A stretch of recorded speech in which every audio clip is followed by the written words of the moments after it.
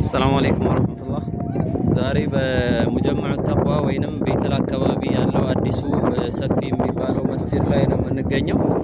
እንደምታዩት ብዙ ፕሮጀክቶች ዛሬ ማስመረቅ ፕሮግራም እያካሄደ ነው መስጂዳችን።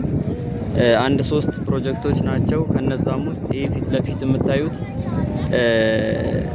እንትን ማለት ነው ኤሌክትሪክ ፓወር ማለት ነው። ወደ 5 ሚሊዮን ብር አካባቢ ከዛ በላይ የወጣበት ወደ 8 ሚሊዮን ነው የተባለው።